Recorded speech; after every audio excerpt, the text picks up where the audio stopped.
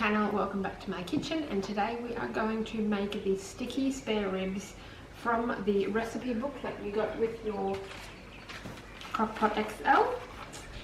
But I'm actually making it with chicken breast today because I don't really like spare ribs. So yeah, chicken thigh would also be a great idea, but the butcher just didn't have any today.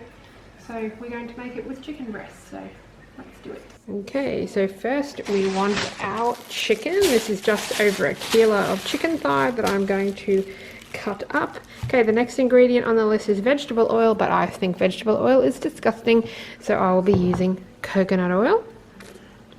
Okay, the next ingredient is soy sauce. Next ingredient is chili, which I think is this one. Nope, that is ginger. Okay, chili flakes. It actually tells you to cut up a chili, but who can really be bothered with doing that? Okay, sweet chili sauce, garlic. So I would, I haven't got my garlic out, but I would just be using minced garlic for that. Ginger, it actually calls for a thumb-sized piece of ginger, but once again, who's got time for that? So I'm just going to use ginger from the jar.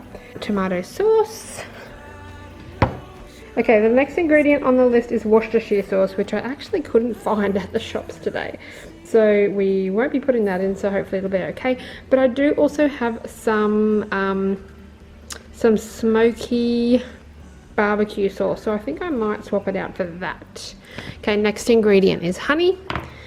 The last ingredient is spring onions, so I'll be putting some of those in. But also to beef up the meal and add, I will also be adding in zucchinis, celery, onion. I know that's sort of doubling up the onion, but that's kind of a way different texture. A squash, 2 capsicum, and 2 carrots. So yeah, this is going to be a nutrient dense meal while also making a good amount. How to reach out to the open arms.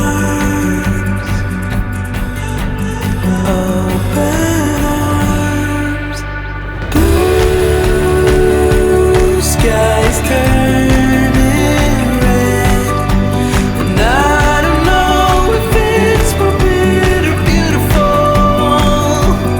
Yeah, blue skies turning red, and I don't know, should I be scared or grateful?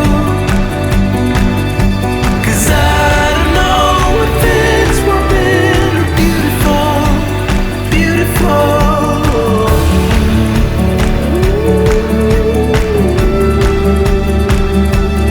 As with pretty much every recipe in the CrockPot XL, we are going to turn it on. We are going to put it on brown saute. You can just leave it on while it comes up. So we're just going to press start on that, and we are going to put some good quality extra virgin olive oil in the bottom there to cook our onions and celery and then the rest of our vegetables before we put our chicken in. This is the seasoning that I like to use in the beginning of basically every meal, which is the Himalayan salt, chili and garlic.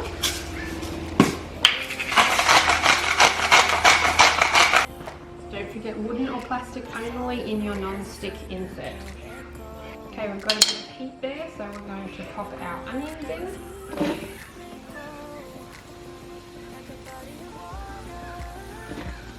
And we'll do our celery at the same time. We're just waiting for those onions and celery to soften a bit.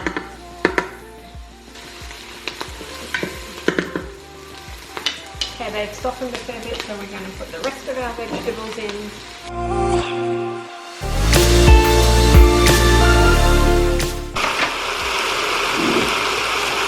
Okay, there's a fair bit of vegetables in there, so we're going to add our coconut oil to put some more moisture in there.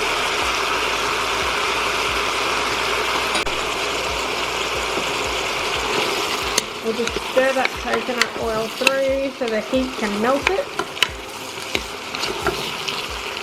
And now is also a good time to add your dry ingredients to get those aromatics through your vegetables.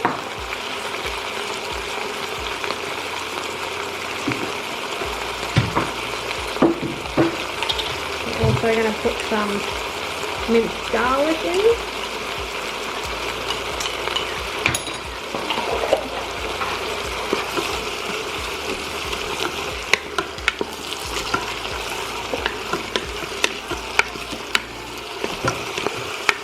We'll save our wet ingredients until we've done our chicken.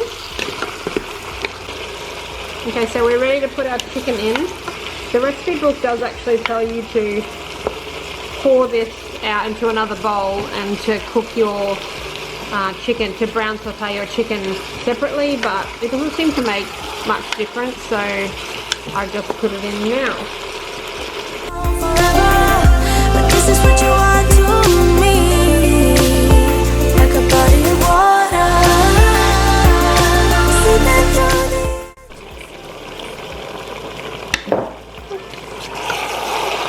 Give this a good stir a couple of times so that you can try and get as much of your chicken browned as possible.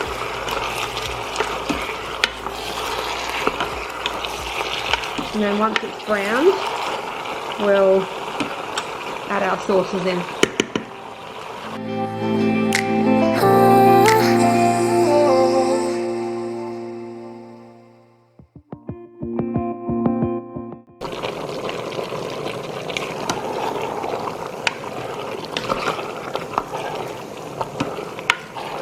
You can already see that it's going to get that real sticky barbecue sauce about it.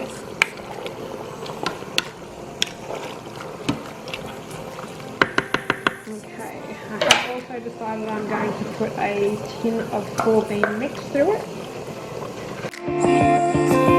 But when you left, I could feel. Okay, so we're going to turn it off brown saute. We are going to put it onto poultry. Obviously that's not following the recipe book because it was for spare ribs, so it wouldn't have called for poultry. But so this has come up as 15 minutes. We'll just leave it on that and see how we go. Pop our lid on, make sure that your seal is in place. Line up your arrow, lock it in place and press start. Make sure your vent is in the closed position, and that'll probably take maybe 15 minutes to come to pressure, and then you've got your 15 minutes on top of that, and then normally I'll just leave it to natural release after that. So yeah, we'll see how it is. Okay, it is now many hours later. It has natural released, and look at this. Oh my word. That looks, I wish you had smell-o-vision, because it is just divine. Okay, to clarify, it is based off that recipe from the little recipe book, but it's really not that much like it really as far as process goes, because if you're going off that recipe, it'll tell you to remove the spare ribs at the end and put it back onto brown saute, and the idea of that is to thicken your sauce so that you end up with that sticky sauce like the title says. So obviously we're not going to do that with this type, so I don't actually think it looks like it needs thickening, but if it did look like it needed thickening, I would just put in probably a couple of tablespoons of coconut flour, because I find that the best fail-proof way of thickening a sauce. So yeah, I hope you find that helpful.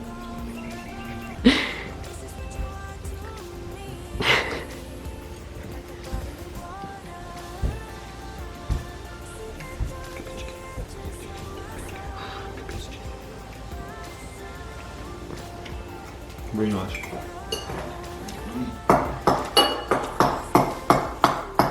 What do you think, James?